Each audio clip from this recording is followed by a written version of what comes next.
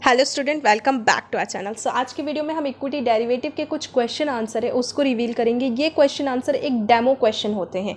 इसके थ्रू आपको एक आइडिया मिलता है कि किस तरीके से एग्ज़ाम में आपको अटेम्प्ट करना चाहिए, और इससे आपको ये भी पता चलता है कि जैसे बहुत सारी ऐसी छोटी छोटी चीज़ें हैं, जैसे कि ट्रू फॉल्स के क्वेश्चंस आते हैं या कौन सा एक नया नया टॉपिक निकल के आता है, तो वो आप देख सकते हैं आपके एग्ज़ाम पे। ठीक है, अब हम बात करें इक्विटी डेरिवेटिव 8 के बारे में। इक्विटी डेरिवेटिव 8 जो होता है वो डीलर के लिए होता है, ब्रोकर के लिए होता है, रिलेशनशिप मैनेजर के लिए होता है, एडवाइज़र के लिए भी इंक्लूड किया जाता है। तो ये एग्ज़ाम अगर आप देते हैं तो इससे आपको एक अच्छी जॉब मिलेगी स्टॉक मार्केट में, और या तो आप अपना खुद का बिजनेस भी कर सकते हैं एज अ फ्रेंचाइजी लेके या एज अ सब ब्रोकर बन के। ठीक है, तो इक्विटी डेरिवेटिव क्या है? इक्विटी डेरिवेटिव में आपको डीलर की जॉब मिलेगी। ये जॉब कहाँ मिलेगी? जैसे कि बैंकिंग सेक्टर है, ब्रोकिंग फर्म है। अभी बैंकिंग सेक्टर में कौन सा बैंकिंग सेक्टर आएगा? जैसे कि आईसीआईसीआई सिक्योरिटीज़ हो गया, एचडीएफसी सिक्योरिटीज़, एसबीआई कैपिटल हो गया, ठीक है, कोटक महिंद्रा सिक्योरिटीज़ हो गया, एंड साथ में जैसे कि रिलेगियर ब्रोकिंग फर्म हो गया, मोतीलाल ओसवाल हो गया, अपस्टॉक हो गया। सो ये ऐसे जितने भी कंपनीज़ हैं ये सब में आपको काम करने को मिलेगा। जियोजित फाइनेंशियल सर्विस हो गया, तो यहाँ पे आप as a dealer, as a broker काम कर सकते हैं। और ये एग्ज़ाम के थ्रू ही आप, सर्टिफिकेशन के थ्रू ही आप, एग्ज़ाम के थ्रू ही आप जाके इंटरव्यू दे सकते हैं। देखो पहले के टाइम पे कैसा था कि अगर आपके पास सर्टिफिकेट नहीं है तो भी आपको इंटरव्यू के लिए कॉल्स आ जाते थे, बट आज के डेट में कैसा हो गया कि अगर आपके पास सर्टिफिकेट है तो ही आपके पास कॉल्स आएंगे, अदरवाइज आपको कॉल्स नहीं आने वाले। ठीक है, तो चलिए हम सबसे पहले क्वेश्चन पे आते हैं, जो कि हमारा पहला क्वेश्चन है। Contract month means. Contract month means क्या होता है? तो month in which the transaction is done, month of expiry of the future contract, month of beginning of the future contracts, और नॉन ऑफ द एबव। तो इसका जो right answer होता है वो होता है month of expiry of the future contracts. ठीक है, कॉन्ट्रैक्ट का नाम आया है। कॉन्ट्रैक्ट मतलब होता है कि अगर हम कहीं पे कुछ काम कर रहे हैं, तो एक नॉर्मल अगर मैं बात करूं तो कहीं पे आपने कुछ भी काम लिया हुआ है कि मुझे ये कॉन्ट्रैक्ट मिला है और इस कॉन्ट्रैक्ट को मुझे एक टाइम लिमिट मिली हुई है, उस टाइम लिमिट के अंदर मुझे करना है। जैसे कि आपने सुना ही होगा कि किसी को कोई कॉन्ट्रैक्ट मिला, या आप अगर बिजनेस करते हो तो आपको कॉन्ट्रैक्ट मिला और इस कॉन्ट्रैक्ट को आपको काम करना है एक टाइम लिमिट के अंदर। तो कॉन्ट्रैक्ट मतलब कि फ्यूचर में भी इसी तरीके से ट्रेड होता है, जो कि आपका एक्सपायरी तक का होता है। एक्सपायरी मतलब होता है कि मंथ के एंड, मंथ एंड मतलब जो कोई भी महीने का जो आखिरी थर्सडे रहेगा उस दिन वो एक्सपायर हो जाएगा। अगर आपने अभी एसबीआई बाई किया है फ्यूचर कॉन्ट्रैक्ट में, जो कि अगर 310 रुपये चल रहा है और आप सोच रहे हो कि 315 रुपये जाएगा, या फिर 310 चल रहा है पर आप सोच रहे हो 305 जाएगा और आपने उसको सेल किया है, तो फ्यूचर एक ऐसा कॉन्ट्रैक्ट है जहां पे आप बाई और सेल दोनों की पोजीशन तो बना सकते हैं और होल्ड करके भी रख सकते हैं।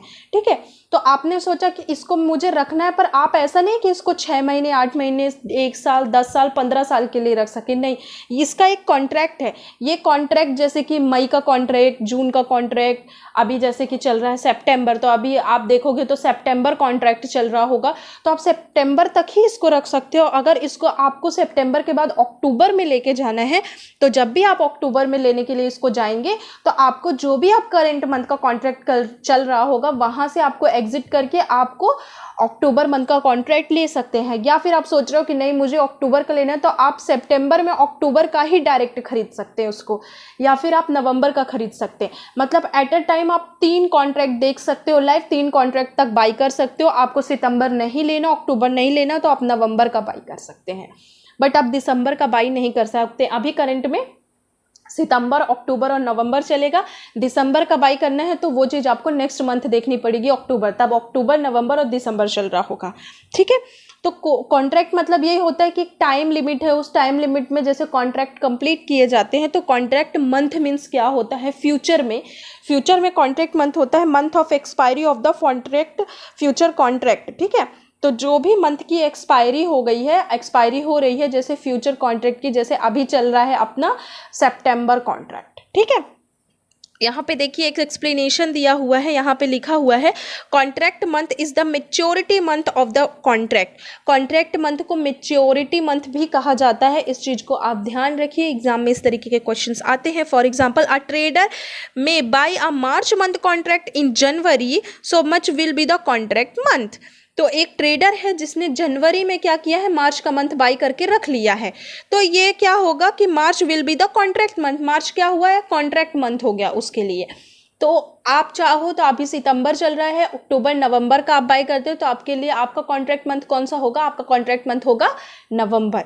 तो यही यहाँ पे दिया हुआ है। चलिए मूव करते हैं नेक्स्ट क्वेश्चन में। क्वेश्चन मूव करने से पहले मैं आपको बता दूं कि अगर आपको फर्स्ट अटेम्प्ट में एग्जाम क्लियर करना है तो आप हमारी क्लासेस भी ज्वाइन कर सकते हैं। क्लासेस ऑनलाइन होती हैं एंड साथ में डिस्क्रिप्शन बॉक्स में जाइए, वहाँ पर आपको नंबर प्रोवाइड किया गया है। उस नंबर के थ्रू आप हमें डायरेक्टली कॉन्टैक्ट कर सकते हैं, मैसेज कर सकते हैं, व्हाट्सएप कर सकते हैं। आपको रिलेटेड टू कोई भी डाउट है स्टॉक मार्केट रिलेटेड या फिर आपको कोर्सेज करना है तो आप हमें डायरेक्टली कांटेक्ट कर सकते हैं। आपको डिपार्टमेंट के थ्रू कॉल आ जाएगा और आपको सारी डिटेल्स बता दी जाएगी। अगर आपको कम टाइम में भी आपका एग्ज़ाम क्लियर करना है, जैसे कि कुछ लोग ऐसे होते हैं कि जिनको 7 दिन में ही करना है, 5 दिन में करना है या 15 दिन में करना है, तो वो भी हम करवा के देते हैं। एंड सेकेंड चीज़ ये कि स्टडी मटेरियल हम खुद ही प्रोवाइड कराते हैं और जो क्लासेस है, क्लासेस की पूरी डिटेल्स आपको मिल जाएंगी। अगर आप व्हाट्सएप करते हो, कॉल कर सकते हो। डिस्क्रिप्शन बॉक्स में आपको वेबसाइट लिंक भी दिया गया है, तो आप वेबसाइट लिंक पे भी जा सकते हैं, विजिट कर सकते हैं। तो यहाँ से भी आपको सारी इन्फॉर्मेशन पता चल जाएगी। चलिए नेक्स्ट क्वेश्चन पे मूव करते हैं। देखो यहाँ पे क्वेश्चन क्या बोल रहा है, a clearing member is responsible to exchange for his transaction and also for position of his trading member under him. तो क्लियरिंग मेंबर का काम क्या होता है, उसकी रिस्पॉन्सिबिलिटी क्या होती है। जैसे कि आपने कोई भी ऑप्शन में या फ्यूचर में कोई भी ट्रेड किया हुआ है, ठीक है, जो कि आपका डेरिवेटिव में रहता है, तो आपने इस पे ट्रेड किया हुआ है बट आपने उस पोजीशन को एग्जिट नहीं किया है। जैसे कि आपने ऑप्शन में कोई ट्रेड किया XYZ, अब एक्सपायरी है लास्ट थर्सडे। अभी देखिए जो एक्सपायरी होता है वो फ्यूचर एंड ऑप्शन के लिए सेम होता है, लॉट साइज भी सेम होता है, डेट भी सेम रहता है, कॉन्ट्रैक्ट भी सेम चलता है। तो ये सब कुछ फ्यूचर एंड ऑप्शन में दोनों में सेम टू सेम होता है। बस एक चीज़ का डिफरेंस रहता है, वो डिफरेंस ये है इसमें ऑप्शन में आप प्रीमियम पे ट्रेड करते हो और फ्यूचर में आप जो भी रेट दिया गया है रेट टू रेट ट्रेड करते हैं लॉट साइज पे, ठीक है। तो यहाँ पे बोल रहा है क्लियरिंग मेंबर की रिस्पॉन्सिबिलिटी क्या है, to the exchange of his transaction, जो भी ट्रांजेक्शन रहता है, जो भी ट्रांजेक्शन बचा हुआ है उसको क्लियर करना। अगर उसने पोजीशन एग्जिट नहीं की है तो वो ऑटोमेटिक उस पोजीशन को एग्जिट करता है, देखता है एक्सपायरी में, देन उसके बाद में उस पोजीशन को एग्जिट करने के बाद में जो भी उसको प्रॉफिट लॉस हो रहा है, अगर उस बंदे ने एक्सपायरी के दिन अपनी पोजीशन एग्जिट नहीं की, XYZ किसी भी क्लाइंट ने, किसी भी मेंबर ने जो डीमेट अकाउंट पे ट्रेड कर रहे हैं, उनने अगर अपनी पोजीशन एग्जिट नहीं की और उसको 10,000 का प्रॉफिट हो रहा है, तो क्या है मार्केट में तो वो पोजीशन ऑटोमेटिक फिर जीरो हो जानी है थर्सडे के दिन, क्योंकि वो एक्सपायरी का डे है।